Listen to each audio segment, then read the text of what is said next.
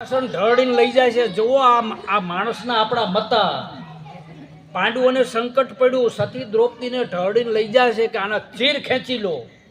એ વખતે માણા નહીં હોય, પણ આપણે ક્યાં અડી રહ્યા છીએ કે ભાઈ કરે એ ભરે ને વાવે ન કે એ હો માણાએ પડકારો કર્યો તો કે એ હરામનો. એટલે માણસમાં ખુમારી ખલાસ થઈ જાય છે. શું કામ ખલાસ થઈ જાય છે? આપણે બધાના અવગુણ ગોત્યા. આવડા મોટા મઢાદમાં હારા માણા કેટલા છે? 11 મને ગોતીને કહો તો નહીં જડે. જોવો શું કામ? આપણે ગોદડા જેવી બુદ્ધિ. આવડા મોટા ગામમાં હારા માણા 11 કયો ગોતી લાવો, નહીં જડે. આખું ગામ ઈ રામ હોય, આખું ગામ સારું છે, પણ આપણે હિસાબ અવરો કર્યો છે, આપણા હિસાબે કર્યો છે. એટલે સદગુરુ શું કહે છે? શીલવંત સાધુને, સાધુ કોને કહેવાય?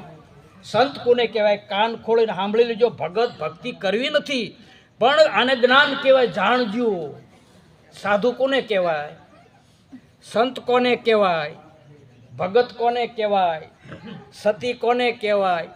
જતી કોને કહેવાય? અને ભગવાન કોને કહેવાય? આ તો ભાડાની વાત છે, હનુમાનની વાતો નથી. હમણાં ભગતે ગાયું ને, હારી ભેંસ મળે તો વખાણ કરવી, હારા દીકરાને બધું આમદામને ઠામવાય વખાણ કરી.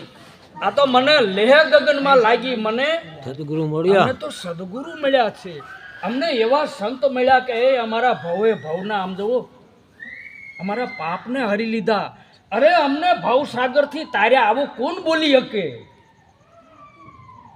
એ તો જેને મળ્યા હોય અને મળ્યા પછી આ પરિણામને પામ્યા હોય, એ પડકારો કરે કઈ મારા બાપ ધન ઘડી ધન ભાગ. એ તો એમ કહે છે કે ધન ગુરુ દેવા, ધન ગુરુ દાતા. મારા ગુરુએ શું મને સુણાયો? શબ્દ. જુઓ, એક શબ્દ સુનાયો.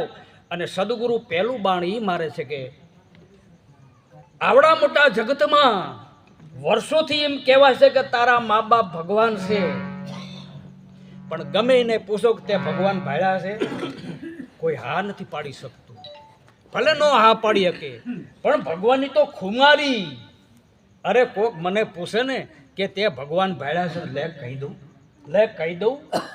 પણ હા, ભગવાન એટલું નહીં, ભગવાન તરીકે મા બાપને માનવા પડે, મા બાપને રાખવા પડે. અરે આ તો દિલમાં ધડકન છે. ઘણી એક વખત નાની એવી વાત મને બહુ યાદ આવે છે, અને મજાની વાત છે કે આપણે બાર ગામ જતા હતા, ગાય માતા હામાં મળે, શું થયું કહેવાય? બોલો બેનો બધાય? શકન. હે, હારા સુકન થયા કહેવાય. શું કામ? ગામમાં ગાય માતામાં કેટલા દેવનો વાસ છે. હવે એ જગ્યાએ આપણી માં હામી મળી હોય તો જુઓ, આખો હિન્દુ સમાજ, કોઈનો દોષ નથી. આ તો ગુરુ ગમ વિના વાત કેસી કોઈ મળે સંત. એ માં હામી મળે તો 71 પેઢી સુધરી જાય. જો ગામમાં 33 કરોડ દેવનો વાસ હોય તો મામાં 33 કરોડ દેવનો વાસ છે, પણ આ વાત કોઈએ કરી. હમણાં કીધું ને, સંતનો સ્વભાવ છે એવો. પણ હા, મા બાપનું કામ કેવું? મા બાપ માયામાં નાખે છે, અને કંઈક સદગુરુ માયામાંથી બહાર કાઢે છે. પણ મા બાપ એ ભગવાન છે.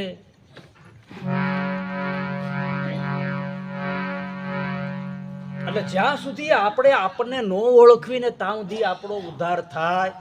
ધારો કે આની કોઈ મોટી સભામાં, સમૂહ લગ્નમાં આપણે બધા બેઠા હોય, પછી કોઈ ધર્મ સભામાં બેઠા હોય, અને આપણી પાસે કે તમારી પાસે કોઈ પણ અજાણો વ્યક્તિ આવીને બેસી જાય, પછી કોઈ એમ કે ભાઈ આ તમારી પાસે બેઠો ને કોઈક ઉદ્યોગપતિ છે, આ તમારી પાસે બેઠા ને એ કલેક્ટર છે.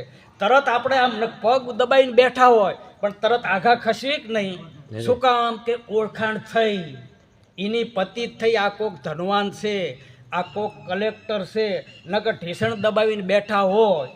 એટલે પહેલાં પ્રેમ પ્રગટે જ્યાં સુધી મારી હેલી રહે, એ તમે ધ્યાન ધરી લો. સતવચનનું પેલું સતવચન આવશે.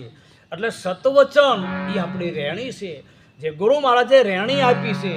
અને અવિદ્યાનું આવરણ એને કુબીને કેટલા પડ આવે? એ કરતા અને ઝાઝા પડ આવે. જ્ઞાનથી બધી ખબર પડશે. સતાર બાપુ એમ કીધું કે ધ્યાનથી કામ બનશે. ભલે હાથે હાથ પડ રહ્યા, ઉખાડવા નથી, પણ આપણા ઘરમાં એમ કે ઘોર અંધારું હોય તો અંધારાને કાઢવા કઈ મહેનત કરવાની નથી. દીવો કરો એટલે અંધારું હોય જાય. જો આપણા ઘરમાં લાઈટ હોય જાય તો બધા એમ કે જોવો તો શું થયું. એમ આપણા દેહ દેવળમાં વર્ષોથી અંધારું છે. કોઈને એમ કીધું કે હવે મારું અંધારું દૂર કરો. અને એટલા માટે આ ભારતના સંતો પરાયણે આપણી ઉપર પ્રેમ કરે છે. અને એટલા માટે માનવને મહાન બનાવવા માટે, માનવને ભવસાગર તારવા માટે એટલું નહીં, માનવ સમાજ સુખીઓ બને, માનવ સમાજ દાતાર બને, માનવ સમાજ ઉદાર બને અને માનવ સમાજ જ્ઞાની બને. અને માનવ સમાજમાં અત્યારે જઈને પરમાત્માના દર્શન થાય એવું આપણા સદગુરુનું જ્ઞાન છે. પણ એના નિયમો છે. અને કદાચ એમ કે આ ભગવાન છે તોય મનાય નહીં. શું કામ નથી મનાતું? ખબર છે કે આ ભગવાન છે, મા બાપ ભગવાન છે, ગુરુ ભગવાન છે, સંત ભગવાન છે. અરે ભગવાન કૃષ્ણ એમ કે આખું જગત હરિમય જગત છે, અણુ અણુમાં હું છું, તોય ભગવાન મનાય નહીં. શું કામ નથી મનાતું? આ ખબર છે, માહિતી. જ્યારે જે આવરણ છે ને, સંત કૃપાથી માયા છૂટે, કાયા નિર્મળ થાય, પછી શ્વાસે શ્વાસે સ્મરણ કરે ને તો પાંચે પાતક જાય. જાય. પાંચે પાતક ક્યાં? આ હાડકા ને સાંભળાના આ પાંચ તત્વોનું બન્યું છે ને, આ દેશીનો હાડકાનો સાંભળો. હાડકા સાંભળો એ હું છું. અરે ખરેખર શરીર આપણી નથી, આ તો સાધન પરમાત્માએ આપ્યું છે. શું કામ? કે જીવન જીવવા માટે ધંધો કરવો પડે, પણ ધંધો કરતા કરતા એ પરમાત્માનું કામ કરવામાં જેને ખુમારી હોય, જ્યારે મને કોઈ કંઈક પરમાત્માનું કામ છે, હરિનું કામ છે, ધર્મનું કામ છે, એ સંતોએ તો સુરવીરો માથા આપી દીધા છે. કોઈએ ગાયું હાટું માથા આપ્યા, કોઈએ બેનું દીકરીઓ હાટું માથા આપ્યા. અને અત્યારે ભારતની સરહદ ઉપર માથા આપે છે.